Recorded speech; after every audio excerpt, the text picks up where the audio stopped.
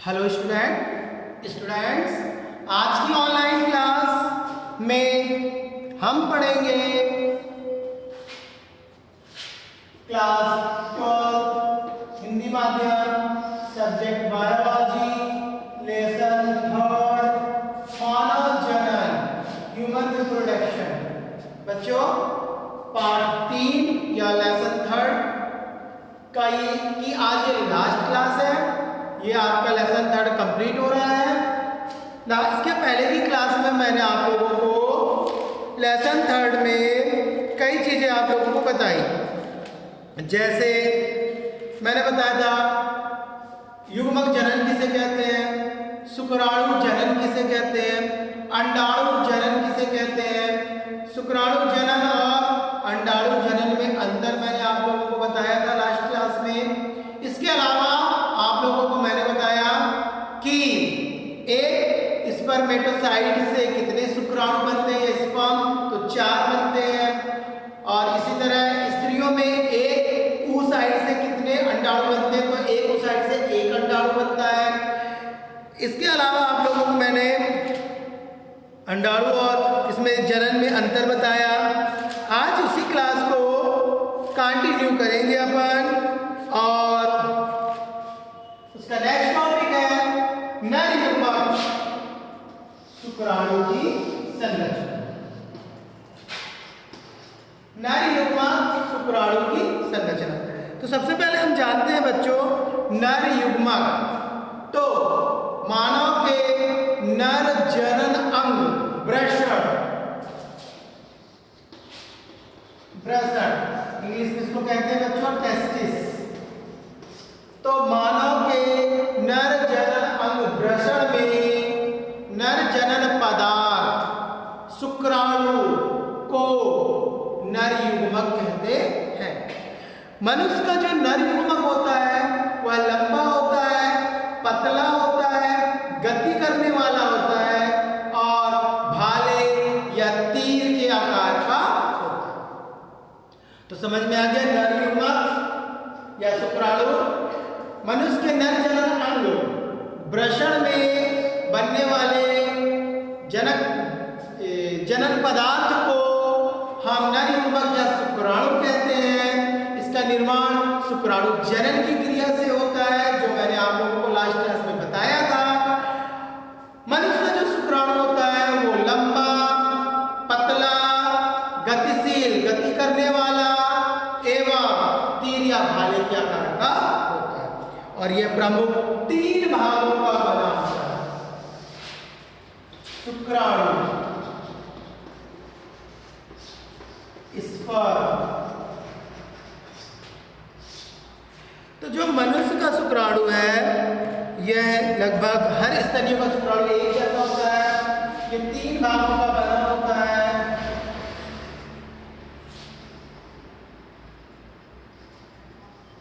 पहले तो सिर हेड, दूसरा मध्य भाग,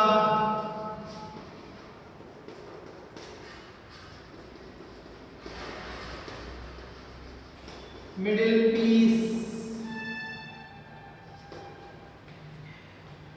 पीस कहते हैं इसको, और पूंछ, ये 3 भागों का बना। ठीक है, शुक्राणु प्रमुख 3 भागों का बना होता है। इसका चित्र मैं आप लोगों को बनाकर अब दिखाता हूं।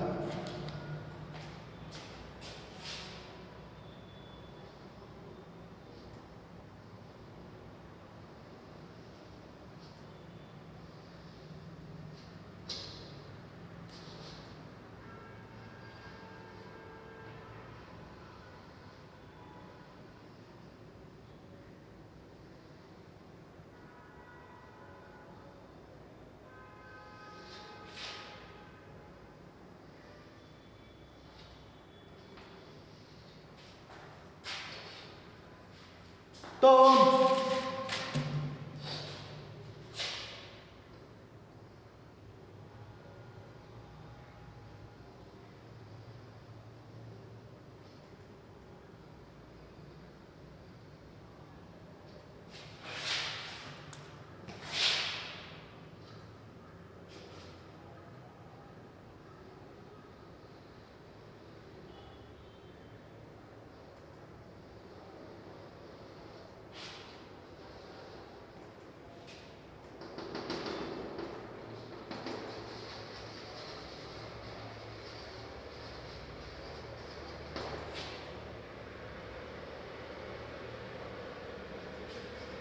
देखिए इसका प्रमुख 3 भाग होता है। पहला HEAD हेड, दूसरा मिडिल पीस, या इसको आप नेक भी कह सकते हैं, मिडल पीस, पीस, और ये नीचे के लास्ट भाग को टेल, टेल और एक कोच। तो ये प्रमुख 3 भागों से बना हुआ आपको दिखाई देगा। समझ में आ रहा है?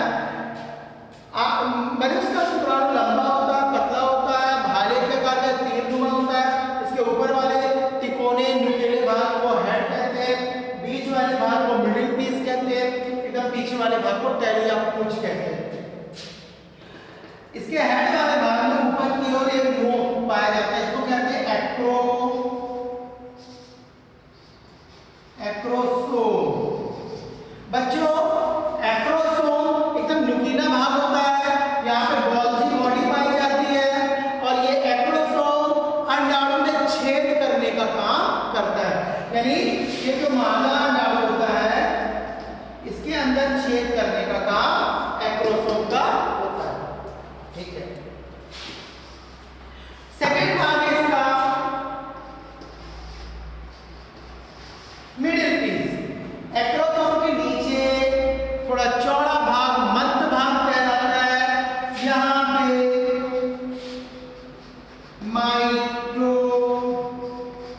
कॉन्ड्रिया स्पाइरल या टीका पाया जाता है।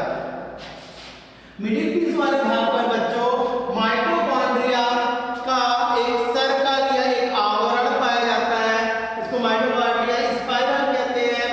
इस माइटोकॉन्ड्रिया स्पाइरल के द्वारा ऊर्जा उत्पन्न होती है, जिसके कारण यह शुक्राणु गति कर सकता है। यानी शुक्राणु को जीवित रहने और गति करने के लिए जो एनर्जी चाहिए, जो ऊर्जा चाहिए, वो इस मिडिल पीस में माइटोकॉन्ड्रिया के द्वारा बनाई जाती है। इसका नीचे का एकदम लास्ट वाला भाग टेल या पूंछ कहलाता है। इसी पूंछ के कारण मनुष्य का शुक्राणु गति करता रहता है, तरल द्रव में तैरता रहता है और अंडाणु तक पहुंच जाता है। तो ये था नर युग्मक की संरचना।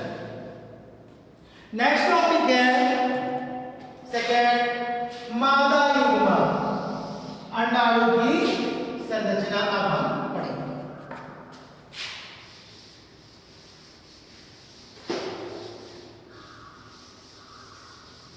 तो जिस तरह नर युग्मक है उसी तरह मादा के जनन अंग,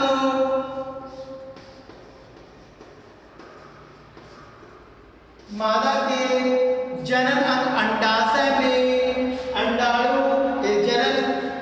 मादा के जनन अंग अंडाशय में प्रजनन पदार्थ या जनन पदार्थ को अंडाणु या मादा युग्मक कहते हैं।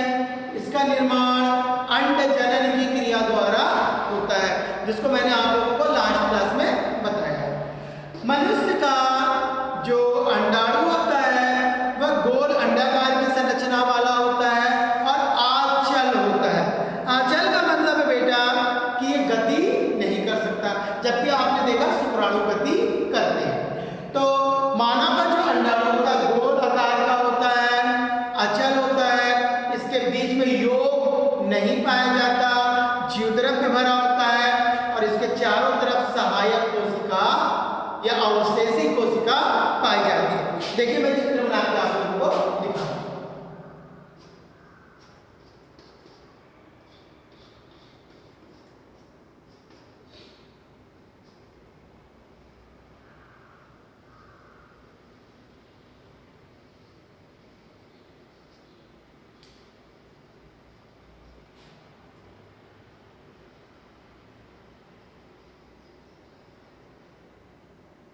ये इसकी अंडाणु के चारों तरफ की लेयर है।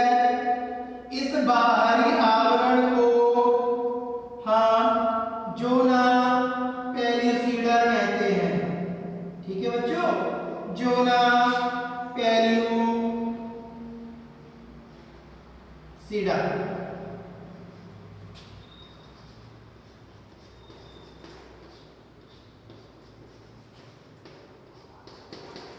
इसके अंदर एक न्यूक्लियस होता है केंद्रक और चारों तरफ जीव द्रव्य या कोशिका द्रव भरा होता है। इसकी बाहरी परत को हम जोना पेलिसिडा कहते हैं।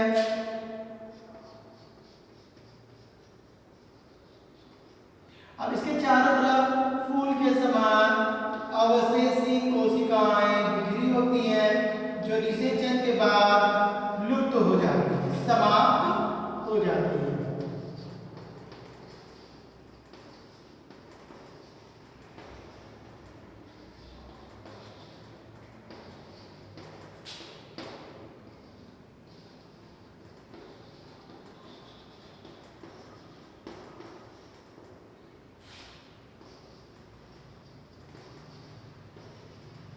ये अवशेषी कोशिकाएं कोई विशेष काम नहीं होता, ये भी निषेचन के बाद लुप्त हो जाती है।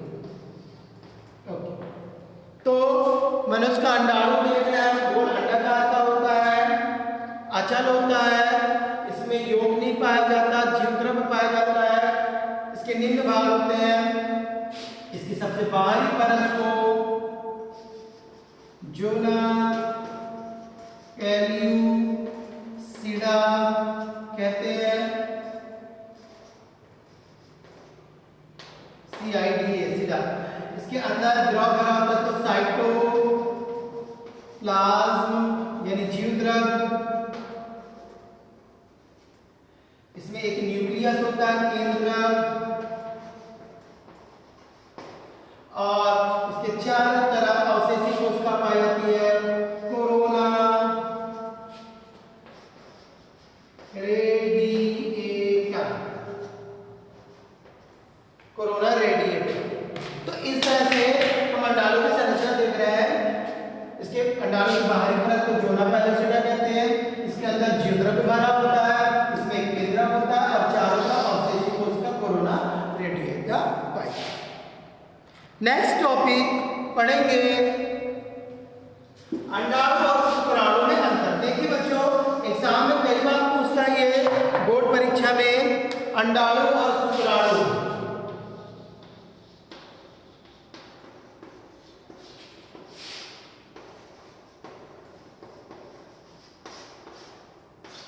ध्यान देंगे, अंडाणु और शुक्राणु या शुक्राणु और अंडाणु में अंतर। तो शुक्राणु और अंडाणु को इसको दूसरे नाम से पूछ सकता है, नर युग्मक और मादा युग्मक में अंतर। नर युग्मक मतलब होता है शुक्राणु, हम जानते हैं। मादा युग्मक मतलब होता है अंडाणु। तो परीक्षा में पूछ सकता है शुक्राणु और अंडाणु में अंतर बताइए, या नर युग्मक और मादा युग्मक में अंतर बताइए। एक चीज ध्यान रखेंगे, कई बार पूछता है शुक्राणु जनन और अंडाणु जनन में अंतर, तो वो अंतर दूसरा होता है जिसको मैंने पिछली क्लास में पढ़ाया। आज हम पढ़ रहे हैं शुक्राणु और अंडाणु में अंतर। पहला अंतर आप बता सकते हैं, शुक्राणु कहाँ बनता है ये? इसका निर्माण वृषण में होता है। इसमें आप लिख सकते हैं इसका निर्माण अंडाशय में होता है। ये तो आप लोग को मालूम है कि शुक्राणु का निर्माण वृषण में और अंडाणु का निर्माण अंडाशय में होता है। सेकेंड लिख सकते हैं आप, यह नर जनन पदार्थ है। इसका सेकंड क्या बोलेंगे इसको उल्टा, यह मादा जनन पदार्थ है। तीसरा आप इसका आकार लिख सकते हैं, यह भाले या तीर के समान होता है। इसका तीसरा क्या लिखेंगे, यह गोला होता है। बहुत सरल अंतर लिखा रहा हूं। चौथा, ये चल यानी गतिशील होता है, इसमें गति पाई जाती है। और ये अचल यानी गति नहीं पाई जाती। और पांचवा पॉइंट लिखेंगे आप इसका, शुक्राणुओं की संख्या यह संख्या में अधिक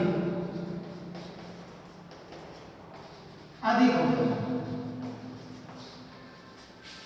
और पांचवा, यह संख्या में कम। तो फिर से समझा देता हूं, अंडाणु और शुक्राणु में अंतर। शुक्राणु वृषण में बनता है, अंडाणु अंडा से। शुक्राणु नरजनन पदार्थ होता है, अंडाणु मादा जनन पदार्थ होता है। शुक्राणु भाले या तीर के समान आकृति का होता है और अंडाणु गोलाकार आकृति का होता है। शुक्राणु चल होता है, गतिशीलता पाई जाती है। ये अचल होते हैं, इसमें गति नहीं पाई जाती है। शुक्राणुओं की संख्या अधिक होती है, इनकी संख्या कम होती है। तो इस तरह से बच्चों इसका अंतर हमने देख लिया है। नेक्स्ट टॉपिक पढ़ेंगे नर जनन।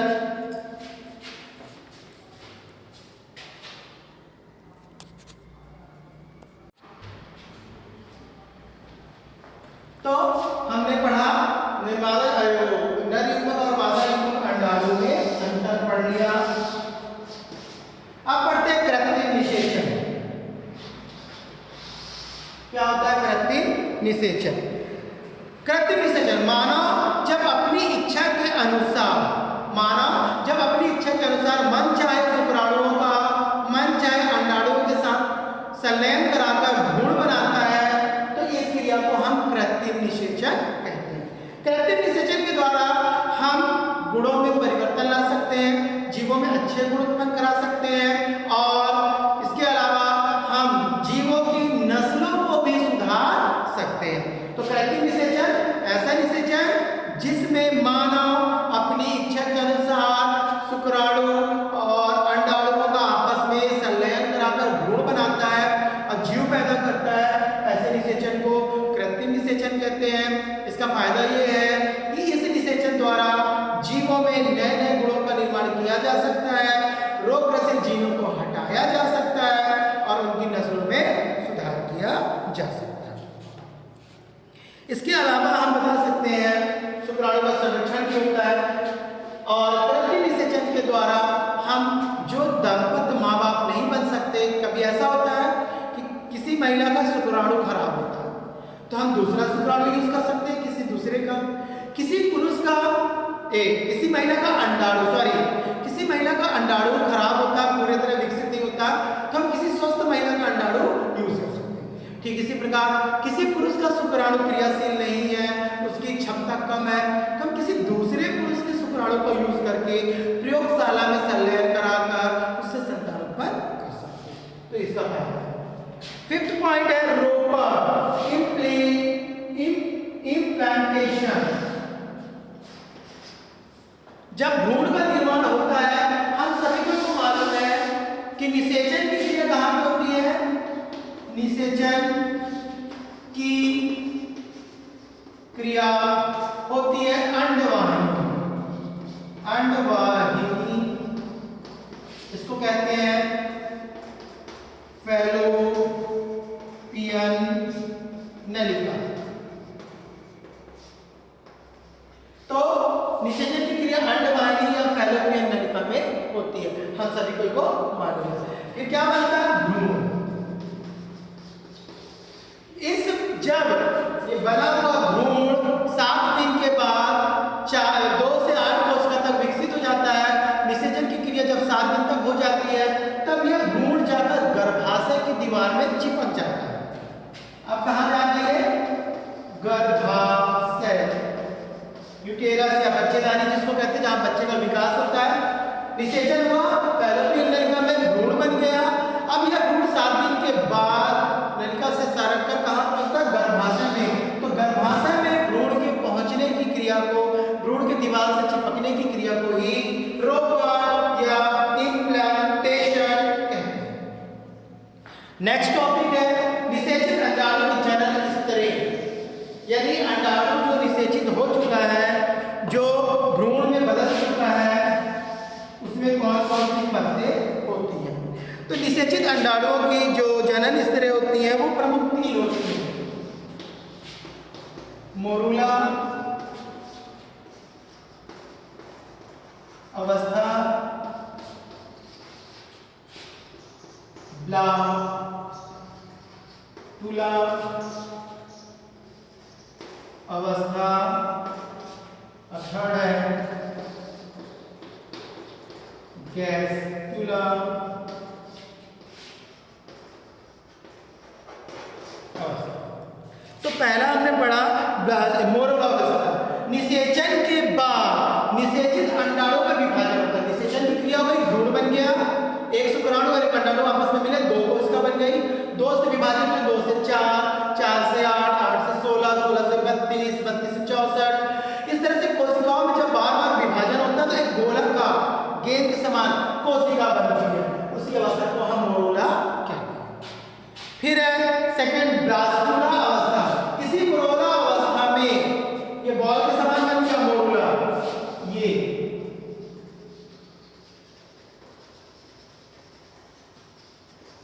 ठीक है। ये कौन सी अवस्था हुई? मोरुला। अब ब्लास्टुला का चित्र बना रहे हैं। ब्लास्टुला अवस्था में कोशिका विभाजित होती है और उसमें एक गुहा बन जाती है, गुहा, खाली जगह, ब्लास्टोसील गुहा कहते हैं इसको। तो जब मोरुला अवस्था विकसित होता है और उस बॉल में एक बड़ी गुहा या होल बन जाता है, ब्लास्टोसील गुहा कहते हैं, तो इस अवस्था को ब्लास्टुला अवस्था कहते हैं। थर्ड अवस्था है गैस्टुला अवस्था। गैस्टुला अवस्था में इस ब्लास्टुला के चारों ओर 3 परतें बनती हैं, 3 लेयर का निर्माण होता है। बाहर वाले को एक्टोडर्म,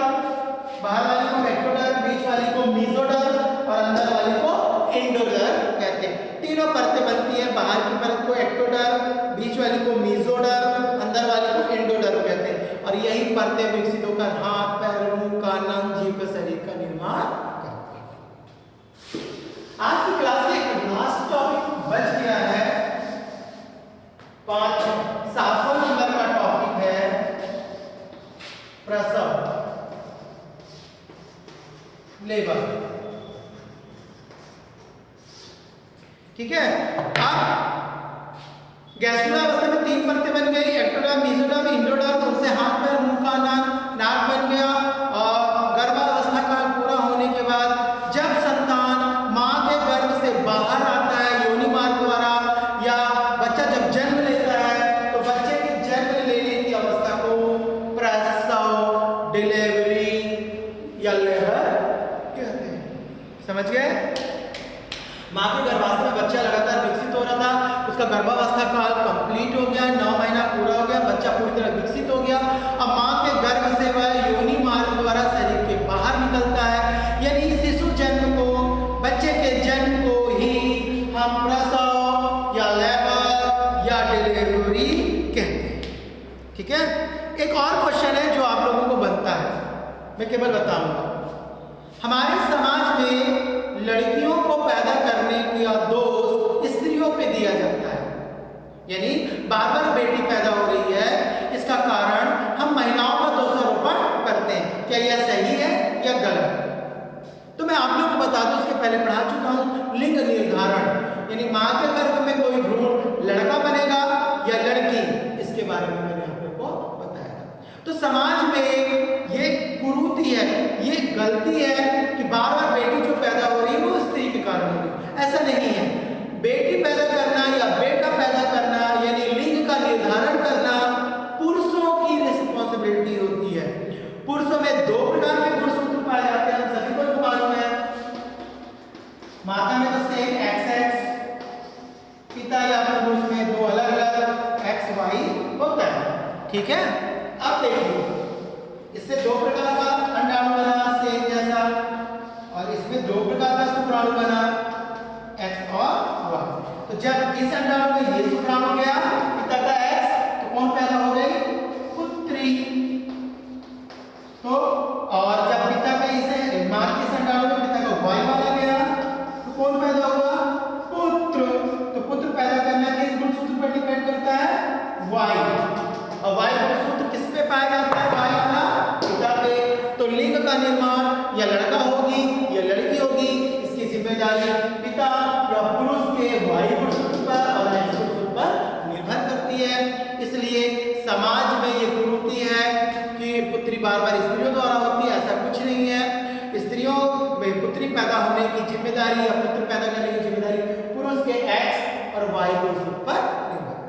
तो बच्चों आज की क्लास आपकी यहाँ पे कंप्लीट होती है।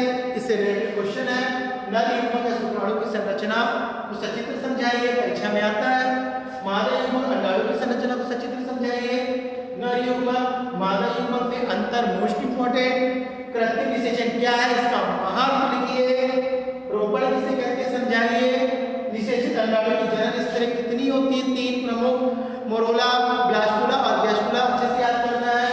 और प्रसव क्या है, इसके बाद लास्ट कि क्या संतान पुत्री पैदा करने की जो जिम्मेवारी है या दोषारोपण स्त्रियों पर होता है वो सही है या गलत। इस वीडियो को आप लोग अच्छे से समझेंगे, पढ़ेंगे, सब्सक्राइब करेंगे और कमेंट में अपना नाम देंगे। Thank you.